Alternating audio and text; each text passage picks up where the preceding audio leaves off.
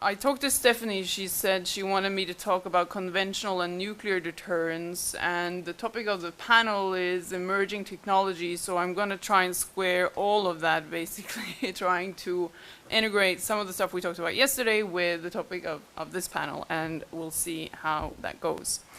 So if we're going to determine how emerging concepts of warfare affect deterrence, then we need a pretty sound understanding of how deterrence works and how it can be effective. So I'll say a little bit about what I think we learned during the Cold War about deterrence by denial and about deterrence by punishment, and then go on to talk about how asymmetrical capabilities and emerging types of warfare may augment deterrence. And I'll talk about political warfare and cyber warfare, that is what the Russians call information confrontation.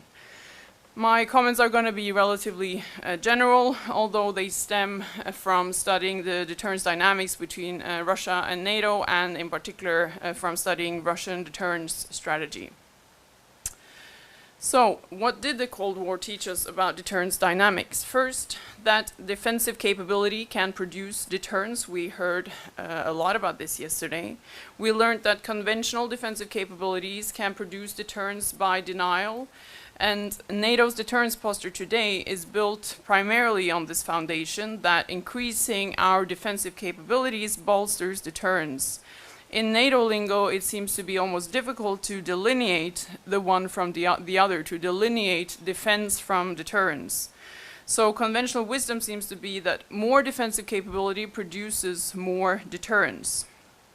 This is a pretty straightforward insight that the scope and scale, applicability and deployment patterns of our conventional forces matter.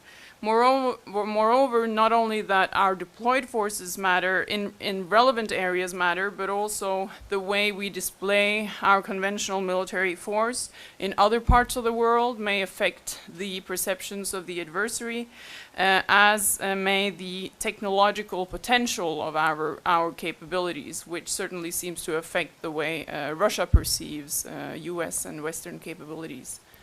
I don't know if I should move this a bit further away. Can you hear me fine? Thanks. In deterrence terms, we can talk about capabilities for escalation dominance as deterrence by denial, that is, the capability to match our adversary's escalation on every step of the escalation ladder. Now, we heard from Elaine yesterday that the escalation ladder looks succinctly different and much more complex these days than what it used to. But escalation dominance, particularly in the traditional military domains, still seems relevant and crucial to deterrent capability. And we talked about this yesterday as well, how the 2018 Nuclear Posture Review is a case in point demonstrating this, where denying the Russians the potential advantage of escalating with a limited nuclear strike of a type that the US would not be able to match is a key point. Second, we learned during the Cold War that capabilities for retaliation produce deterrence. So nuclear capabilities are mostly evidently about deterrence by punishment.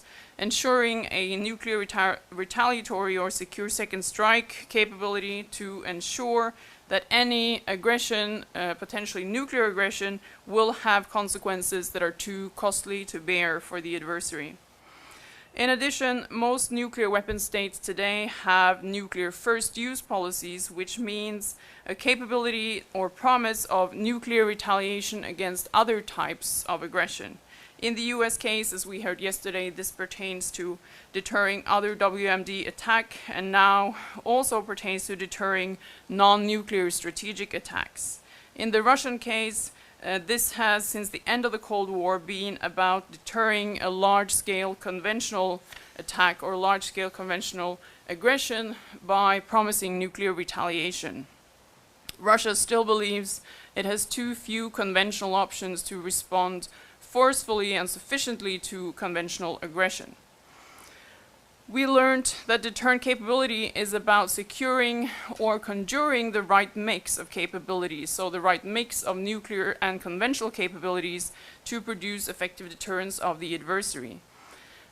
We learned that enhancing nuclear options to include limited options seems, to some at least, to be more credible than promising only massive retaliation. In other words, a more diverse nuclear arsenal constitutes more credible deterrent potential. We learned that conventional capabilities, if they fall short, can be augmented by nuclear capabilities, so that nuclear capabilities can compensate for conventional shortcomings. And this is a dynamic very much at play in Russian deterrence strategy today. Today, both NATO and Russia apply the conventional nuclear mix they deem most appropriate. For Russia, that entails integrating nuclear and conventional forces for deterrent purposes. They deem a continued and consistent conventional lag, and their investments in nuclear capabilities indicate that they expect this conventional lag to continue and to persist. But beyond that, Russian leaders, including President Putin, Defense Minister Shoigu, and the General Staff Chief Gerasimov, all make the point that non-nuclear deterrence will reduce the role of nuclear deterrence in future security policy. In the Western case, we rely primarily on conventional deterrence, as this is the most economically and politically edible option for us.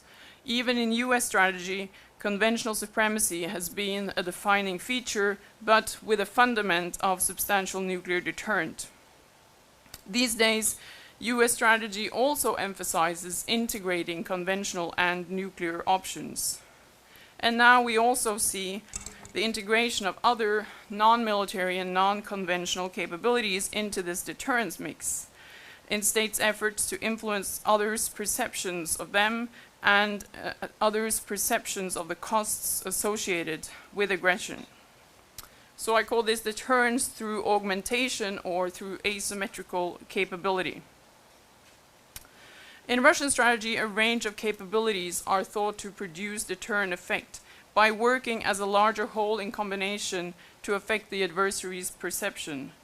This is the synergy that I just described between conventional and nuclear deterrence, writ larger in that other vectors, non-military vectors, of state capability can influence and contribute deterrent and coercive effect. The combined capability of the state should be what a potential adversary faces and thinks about as he considers aggression against you. This means that in Russian thinking at least, capabilities for political warfare or cyber warfare alone perhaps may be insufficient to inflict unacceptable damage or to decisively sway the intentions of the adversary. But combined with other capabilities or backed up by kinetic threats or actions, they may prove more decisive and more effective.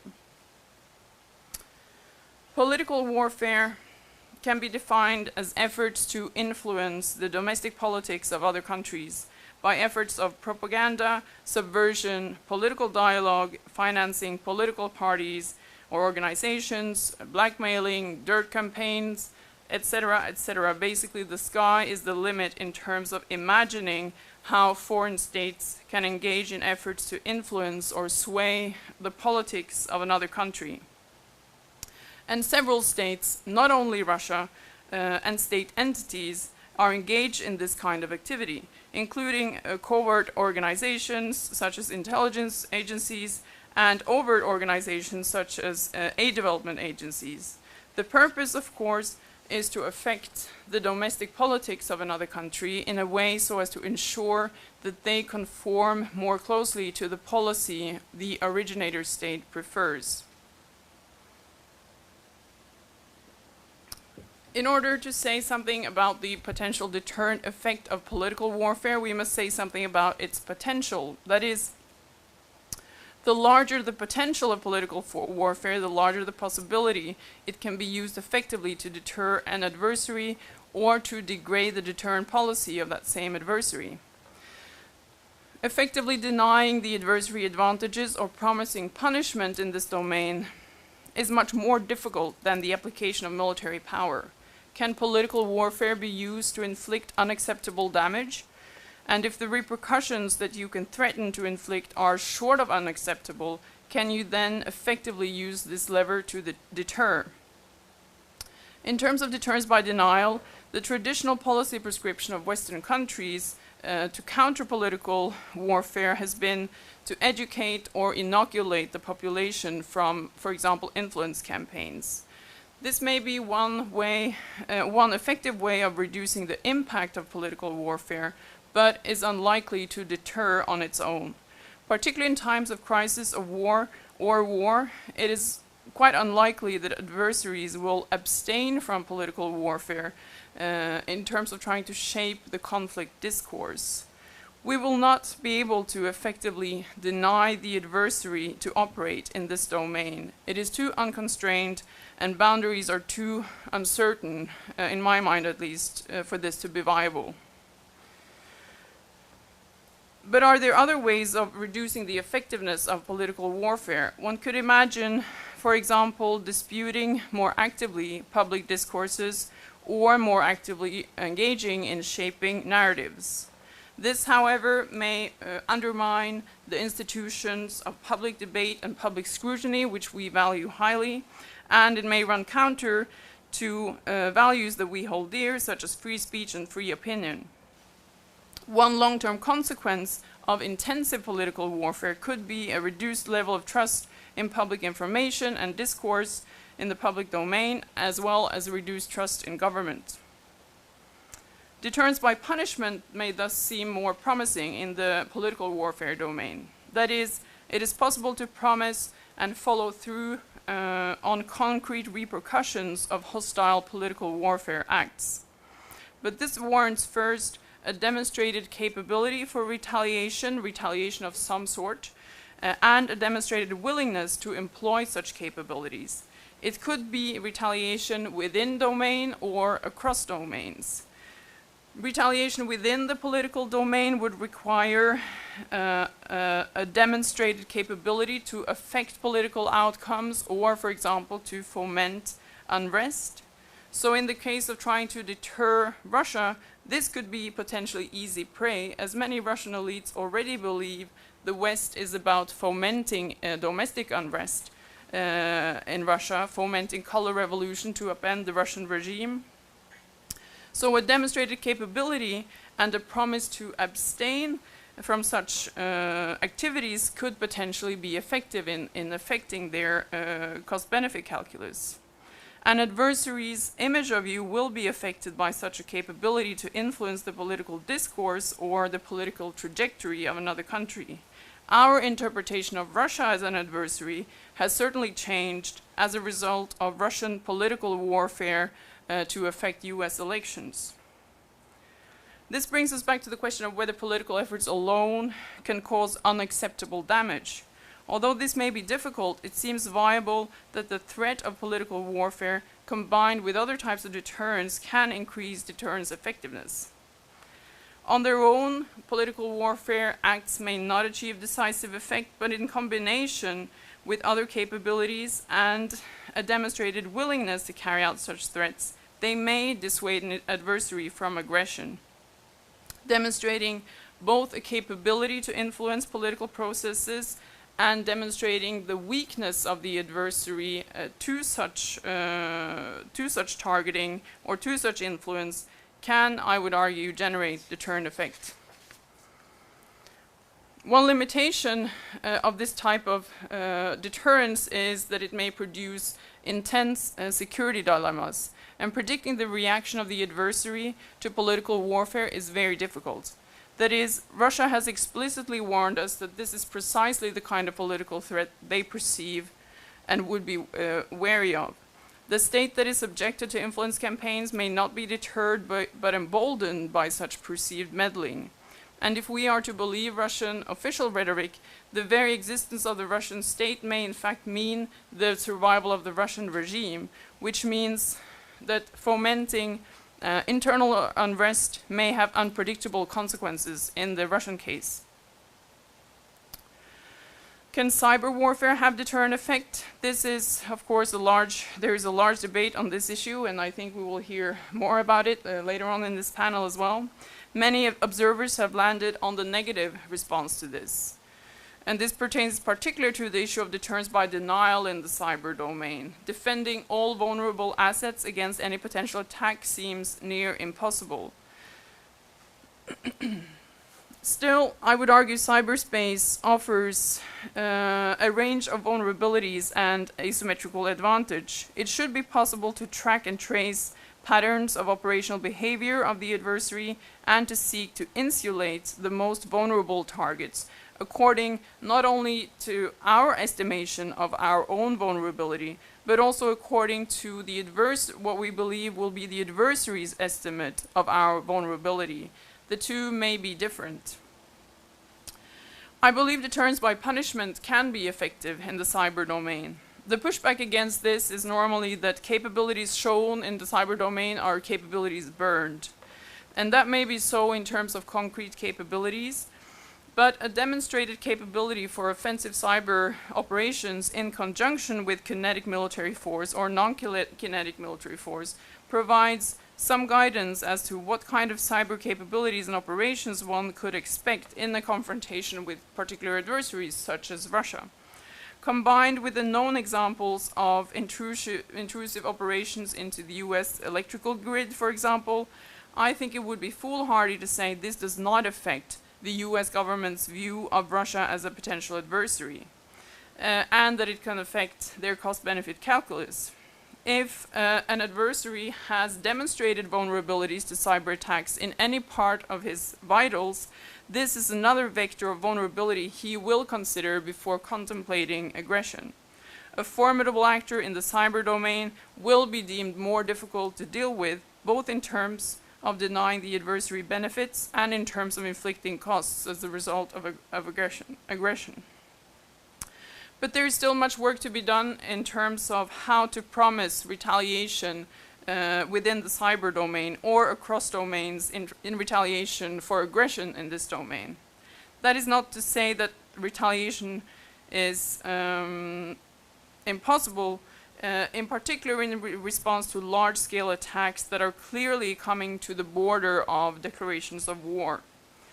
But predicting responses and escalation dynamics is more difficult, both in the cyber domain and in the domain of political warfare, than in traditional domains.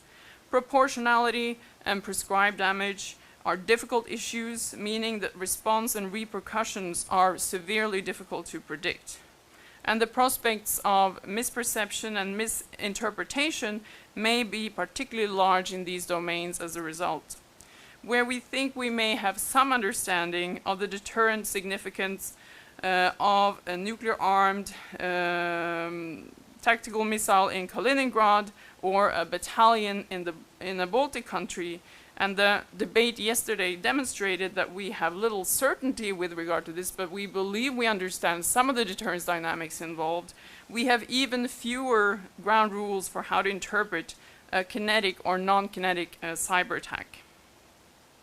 So although the prospects for crafting effective deterrence policies within the domains of political or cyber warfare perhaps seem dim, I still hold that there are prospects in these domains as well for deterrence effectiveness.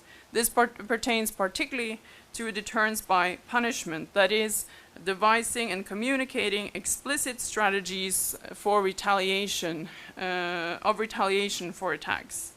Combined with more traditional deterrence, I think that the right mix of capability can and will affect adversary perception and adversary behavior. Thank you.